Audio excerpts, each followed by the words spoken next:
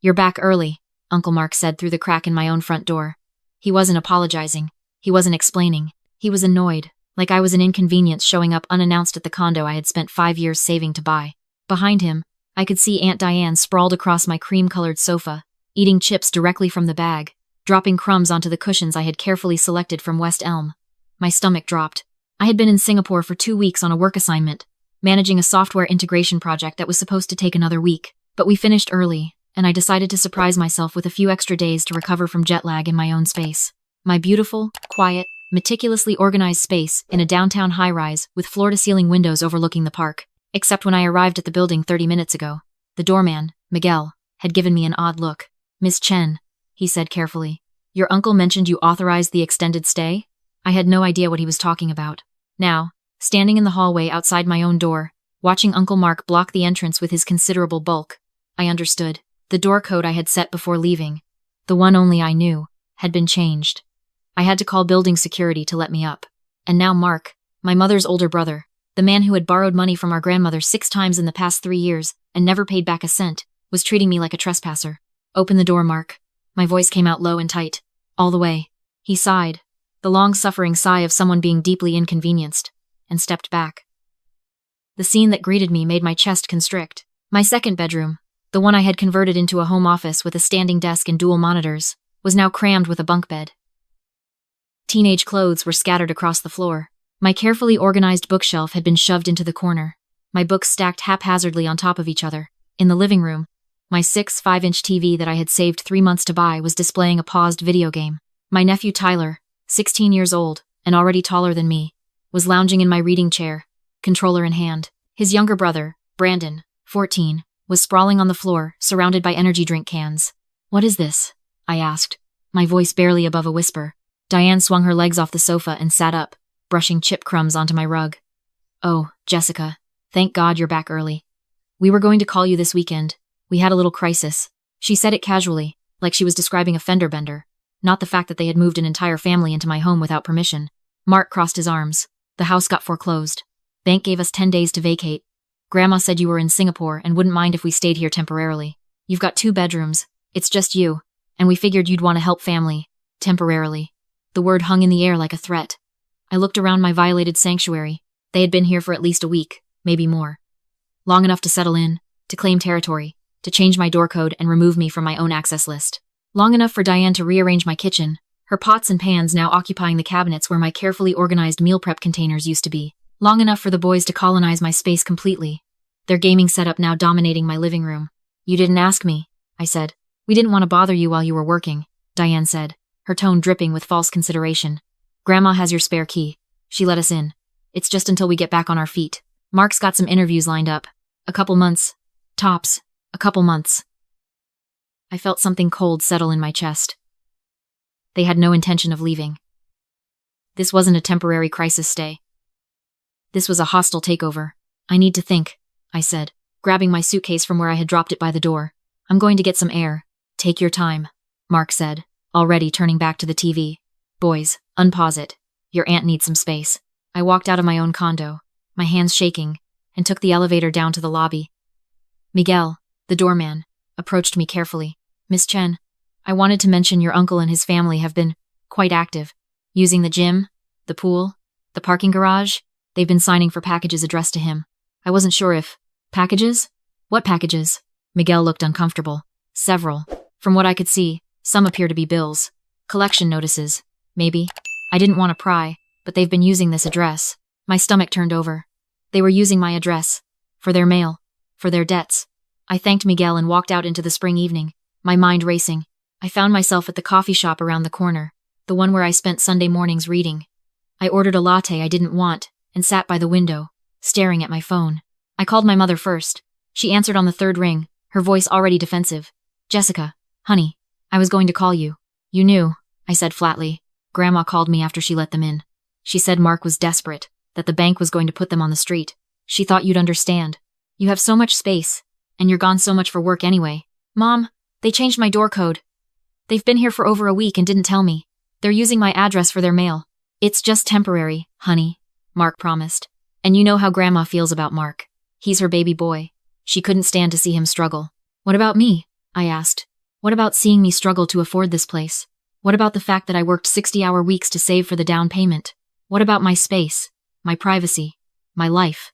You're being dramatic, my mother said, her voice taking on that familiar edge of disappointment. Family helps family. That's what we do.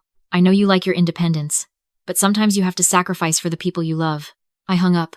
Not angrily, not dramatically. I just pressed the red button and set my phone face down on the table. My hands were still shaking, but not from anger anymore. From clarity. Sitting there in the coffee shop, watching strangers live their peaceful lives, I finally understood something I had been avoiding for years. To my family, I was not a person. I was a resource. I was the responsible one, the one with the stable job and the savings account and the good credit score. I was the backup plan, the safety net, the one who could be counted on to sacrifice because I didn't have kids, didn't have a husband, didn't have real obligations. My success wasn't something to be proud of. It was something to be harvested when everyone else failed. They didn't love me for who I was. They felt entitled to what I had. I sat there for another hour, drinking cold coffee, watching the sunset. Then I opened my laptop and started researching.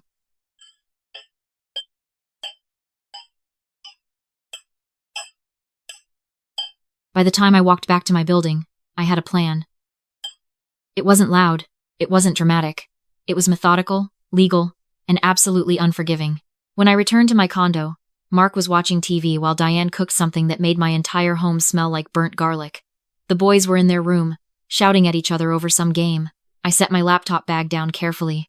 Mark, Diane, I need to talk to you both. Diane appeared from the kitchen, wiping her hands on one of my good towels. Oh, good. You're back. Listen, we were thinking maybe you could take the sofa bed for now? The boys really need their own space, and Diane and I have been waking up with back pain on that mattress in your room. It's really not suitable for 2 people. They wanted me to sleep on the sofa in my own home. The audacity was almost impressive. I smiled. Actually, I wanted to discuss something else. If you're going to be staying here, we need to make it official. For insurance purposes. Mark's eyes narrowed slightly. Official how? I pulled out my laptop and opened a document I had prepared at the coffee shop. My condo association has strict rules about long-term guests. Anyone staying more than 14 days needs to be registered as either a tenant or as temporary occupants under a guest services agreement. Since you're family and not paying rent, the guest agreement makes more sense. We don't need a formal agreement, Diane said, her voice suddenly sharp. We're family. Actually, we do. My homeowner's insurance won't cover any accidents or damages if unregistered people are living here. And if the association finds out I'm violating the bylaws, I get fined $500 per day. I'd rather avoid that. This was partly true. The condo association did have rules about long-term guests, but the leverage I was building was far more calculated than Mark and Diane realized. What does this agreement say? Mark asked, suspicion creeping into his voice. I turned the laptop toward them. It's simple. You're listed as temporary occupants with building access. In exchange, you agree to abide by building rules, no violations of quiet hours, no damage to the property, no unauthorized use of my personal belongings. You're responsible for any damages, and most importantly, you agree that this is temporary housing, not a tenancy, which means you don't have tenant rights. What does that mean? Diane asked. It means if I give you notice to leave, you have to leave. No eviction court, no 6-month legal battle. You're here as guests at my discretion, not as tenants with legal protections. Mark and Diane exchanged a look. I could see the calculation happening. They wanted the legitimacy, the ability to use my address officially, to get mail here, to put down roots. The agreement made that possible, and they clearly didn't think I'd ever actually kick them out. I was too nice, too non-confrontational, too afraid of family judgment. They had no idea who they were dealing with. There's one more thing, I said, pulling up another section of the document. To register you with the building properly, I need to run a basic background check. It's standard procedure for all temporary occupants in the building. The association requires it for security. A background check? Mark's voice went up half an octave. Just basic stuff. Credit check, criminal record, previous addresses. It goes to the building management, not to me. I pulled up the building's actual policy, showing them the clause. See? Right here. All occupants over 18 must consent to verification. Diane was already reaching for a pen. Fine. Whatever. If it means we can stay and get this settled, I'll sign. Mark hesitated for only a moment before following her lead. They both signed the guest agreement and the background check authorization. Tyler and Brandon, as minors, didn't need to sign anything. But they were listed as occupants. I watched the blue ink flow across the signature line, and I felt something settle in my chest. They thought they were signing permission to stay. They had actually just signed their own eviction notice. I'll file this with the building tomorrow, I said, smiling warmly. In the meantime, I'm exhausted from the flight. I'm going to grab some dinner and crash at a hotel tonight. You guys can have the place to yourselves. I'll be back in a few days once I've recovered from the jet lag. Take your time, Diane said, already turning back to the kitchen. We'll hold down the fort. I packed a small overnight bag, made a show of leaving, and drove exactly 4 blocks to a Marriott I had booked from the coffee shop. I checked in, ordered room service, and opened my laptop. Then I accessed something Mark and Diane didn't know existed: the camera system. When I had moved in 2 years ago, I had installed a comprehensive security system. Cameras in the living room, kitchen, and hallway. All motion activated, all cloud recorded, all completely invisible, unless you knew where to look. The small devices were tucked into smoke detectors and bookshelf decorations. The guest agreement they had just signed included a clause buried in the middle of the insurance section. Occupant acknowledges and consents to video surveillance in common areas for security and liability purposes. They had consented to being watched, and I was about to see exactly who I was dealing with. I pulled up the feed from the past week, the time they had been in my home, while I was in Singapore. What I saw made my blood run cold. Day 1. Grandmother letting them in with my emergency key, the one I had given her specifically for actual emergencies. Mark and Diane walking through with suitcases, the boys carrying boxes. Grandmother saying something, Mark nodding, her leaving. Day 2. Diane going through my bedroom closet, trying on my clothes. She took a cashmere sweater I had bought myself for my 30th birthday, the one that cost $300. She wore it out of the apartment. Day 3. Mark in my office, going through my desk drawers. He found my backup credit card, the one I kept for emergencies. He took a photo of it with his phone. My stomach clenched. Day 4. Tyler in my bedroom, opening my jewelry box. He pocketed my grandmother's jade bracelet, the one my other grandmother, my father's mother, had given me before she died. The one irreplaceable thing I owned. I watched in growing horror as the days unfolded. They weren't just staying in my home, they were looting it. Diane used my expensive beauty products, leaving the bottles empty in the trash. The boys played video games 14 hours a day, destroying my controller. Mark brought friends over, men I didn't recognize, sitting around my coffee table with beer bottles and playing cards. Gambling. In my home. And then I saw the mail. Mark went downstairs every day to check the mailbox. He returned with envelopes he didn't open in the common areas. But in one clip, I saw him in the kitchen, ripping open letters. The camera angle was perfect. I could zoom in and read them. Bills from casinos, collections notices, final warnings from debt consolidation companies. He owed $47,000 in gambling debts. And he was using my address, trying to redirect his creditors to my home, trying to hide from the legal consequences of his addiction.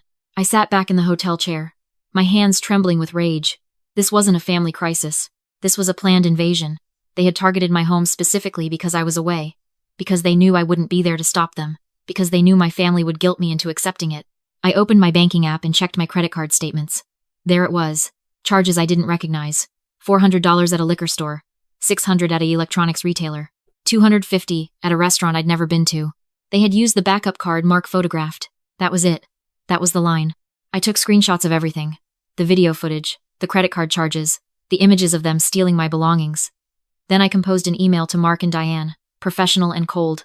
Dear Mark and Diane, per the terms of the guest services agreement you signed, I am providing you with formal notice that your temporary occupancy is terminated, effective 7 days from today. You are required to vacate the premises, return all keys and access codes, and remove all personal belongings by 5 p.m. next Friday. This decision is final and non-negotiable. Jessica. I sent it at 11 p.m., knowing they'd see it in the morning. Then I filed a fraud report with my credit card company, attaching the camera footage of Mark photographing the card. I filed a police report for theft, attaching the video of Tyler taking my bracelet. And I sent a formal complaint to my condo association, documenting that my occupants had violated quiet hours repeatedly, had unauthorized guests, and had exceeded the parking allocation. I didn't sleep that night. I watched the camera feeds like I was watching a thriller. At 7 a.m., Diane checked her email. I watched her face go through confusion, disbelief, and then rage. She called for Mark. They read it together. She can't do this, Diane said, her voice picked up clearly by the kitchen microphone. We have rights. We've been here 2 weeks. She has to evict us properly. Mark was reading the agreement they had signed, his face getting redder. It says here, we're guests, not tenants. We agreed to leave when she asked. His voice was strangled. Then we won't leave, Diane said firmly. Let her try to force us. We'll call Grandma. We'll get her mother involved. Jessica won't actually follow through. She never does. They didn't know I was already 10 steps ahead. At 9 a.m., the condo association's property manager called Mark's cell phone. I couldn't hear his side of the conversation, but I watched his face on camera. He was being informed that multiple noise complaints had been filed, that unauthorized occupancy had been reported, and that he and his family needed to comply with the owner's termination notice or face trespassing charges. At 10 a.m., Grandma called. I watched Diane answer. She's trying to throw us out. After everything we've been through, you need to talk to her. Make her understand family doesn't do this to family. At 11 a.m., my mother called. I didn't answer. At noon, Mark tried calling me. I didn't answer. At 2 p.m., building security came to my door. Miguel was with them, along with the head of security. They informed Mark and Diane that their building access was under review and that they needed to comply with the owner's notice. Mark tried to argue. The security chief was unmoved. If you're not out in 7 days, we'll escort you out with police assistance, he said calmly. I watched Diane's face crumble. She started crying. Loud, theatrical sobs. We have nowhere to go. The children. You can't put children on the street. But the security team had seen this before. They left, professional and firm. Over the next 3 days, I watched them spiral. Diane called everyone in the family, trying to rally support. Grandma showed up at the building, demanding to see me. Miguel, bless him, told her I was still traveling for work. She couldn't get up without my authorization. Mark made a critical mistake on day 4. He tried to change the locks again, installing a deadbolt from the inside. But I had already flagged this possibility with building management. Within an hour, maintenance arrived with a master key, removed the unauthorized lock, and charged the cost to Mark's security deposit, which of course didn't exist because he wasn't a tenant. On day 5, I received an alert from my credit card company. The fraud investigation had been escalated. They were pressing charges.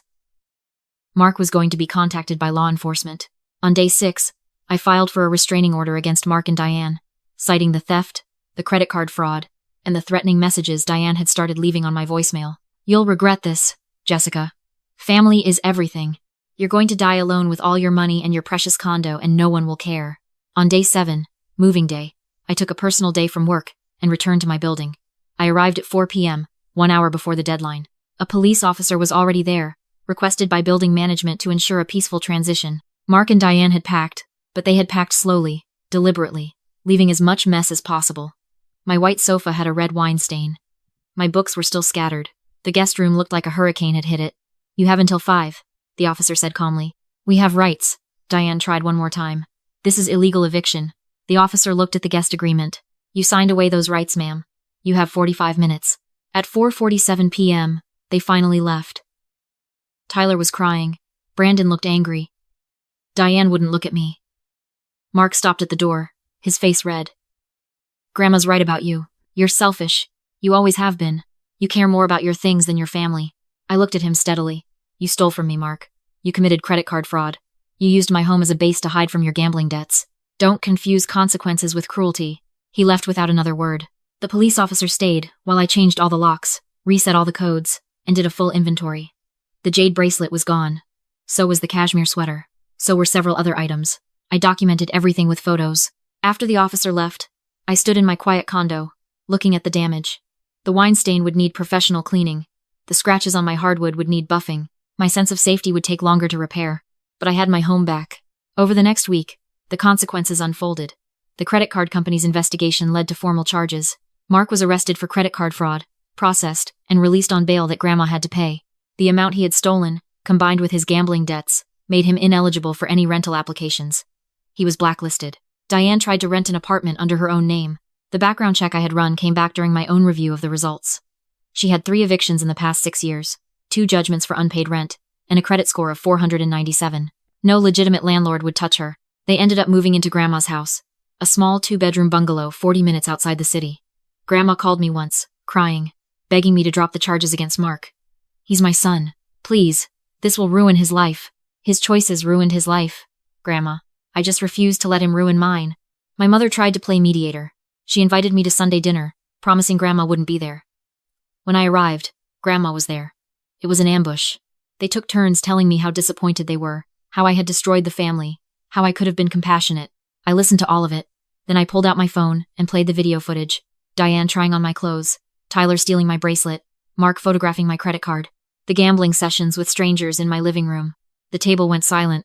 This is who you're defending, I said quietly. People who robbed me, who committed crimes in my home, who used me, and then called me selfish when I stood up for myself. My mother's face went pale. I didn't know it was this bad, because you didn't ask. You just assumed I was being difficult. I left that dinner and I didn't go back. I stopped answering Grandma's calls. I blocked Diane and Mark on everything. I changed my phone number and didn't give it to anyone except my mother, with a warning. If she passed it to anyone else, I'd cut her off too. 3 months later, I was sitting in my restored condo. The wine stain professionally removed, the scratches buffed out, new locks installed, and a restraining order filed that kept Mark and Diane away from my building. My jade bracelet was never recovered, but I had purchased a safety deposit box for my remaining valuables. I was having coffee with a coworker who had become a friend, telling her the story. She listened, eyes wide. "Weren't you scared?" she asked. "That they'd retaliate? That you'd lose your family?" I thought about that. I lose them? Or did I finally see them clearly? She nodded slowly. "So what did you learn?" "I learned that blood doesn't entitle anyone to your sanctuary. Respect does. I learned that the word family can be used as a weapon, just as easily as it can be used as a bond. And I learned that the most powerful thing you can do when someone tries to take from you isn't to fight harder.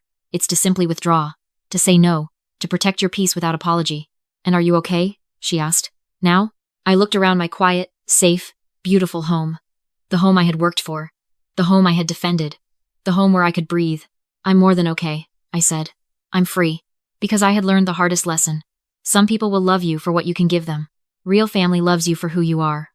And when you can't tell the difference, sometimes the kindest thing you can do for yourself is walk away. The restraining order lasted a year. Mark never contacted me again. Diane sent one email 6 months later, a half-hearted apology that ended with, "I hope you'll help us when we really need it someday." I deleted it. My mother and I rebuilt our relationship slowly, on new terms. She came to understand that defending me didn't mean attacking her brother. It meant acknowledging reality. She stopped making excuses for Mark. She stopped letting Grandma use her as a messenger. As for Grandma, she sent me a card on my 31st birthday. Inside was a check for $500 and a note. "I know you don't need this, but I wanted you to know I'm proud of you. You were right. I'm sorry I didn't see it." I cashed the check and donated it to a women's shelter. Some wounds heal. Some just scar. Either way, I had protected what mattered most. My peace, my home, and my sense of self. And I never, ever gave anyone an emergency key again.